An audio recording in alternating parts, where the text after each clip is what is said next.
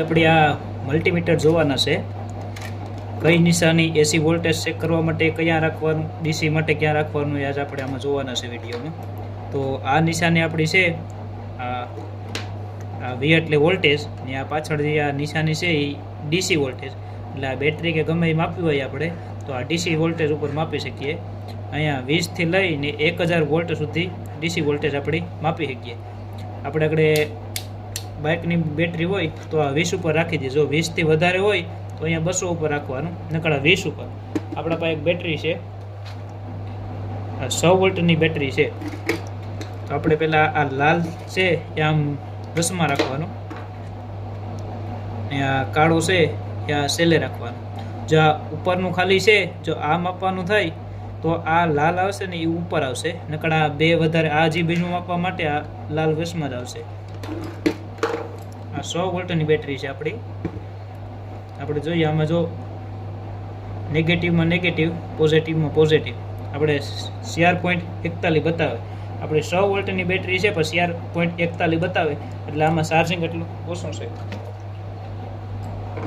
એટલે આ બેટરીની છે જો 20 થી ઓછા હોય તો 20 ઉપર, ને 20 થી વધારે હોય તો 200 ઉપર, જો 200 થી વધારે હોય તો 1000 ઉપર, એમ આ 200 થી 1000 લગન છે. આ છે આપણી ઓહમની નિશાની. ઓહમ જો માપવાનું હોય તો ઓહમની નિશાની છે. 200 થી લઈ ને 200K સુધી છે.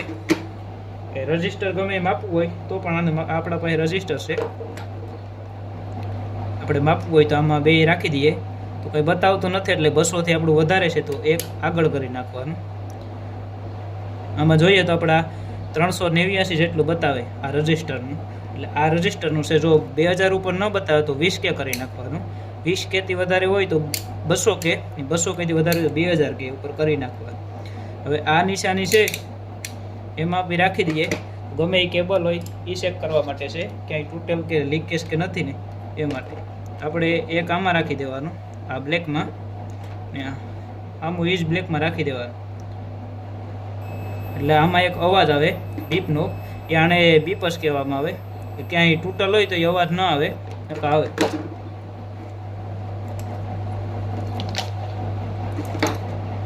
હવે આ જે પાસેની નિશાની છે એ ઓસિલોસ્કોપ જો માપવું હોય તો આપણા પાસે ઓસિલોસ્કોપ છે નહીં, એટલે આગળની નિશાની જોઈએ. આ એ છે ટ્રાન્ઝિસ્ટર ચેક કરવા માટે. આપણા પાસે ટ્રાન્ઝિસ્ટર અહીંયા ચેક કરવાનો હોય, આપણા પાસે ટ્રાન્ઝિસ્ટર છે નહીં, એટલે અહીંયા રાખીને આમાં ટ્રાન્ઝિસ્ટર ચેક કરવાનો હોય અને અંદર. એ પછી આ જે છે આથી આ લાલથી 10 થી 2000 મિલીએમ્પિયર માપવા માટે છે. આ ઘરના જે મિલીએમ્પિયર હોય એ આપણે એ પણ માપવાના થતા નથી, એનું કામ પડે નહીં. આપણું કામ આથી આ લગનનું વધારે પડે, આ બીપ લગન. આ છે આપણું વોલ્ટેજ. વોલ્ટેજ ને પાસે નિશાની છે એસીની છે, એસી વોલ્ટેજ આપણા ઘરમાં આવતા હોય એ. આ છે ડીસી વોલ્ટેજની, આ છે એસી વોલ્ટેજની. તો આપણે ઘરમાં આવે 200 થી 240 લગનના આવે વોલ્ટેજ. તો આપણે 200 થી વધારે હોય એટલે 240 આવે તો આપણે રાખવાનું 750 ઉપર, એટલે આમાં બતાવી દઈએ.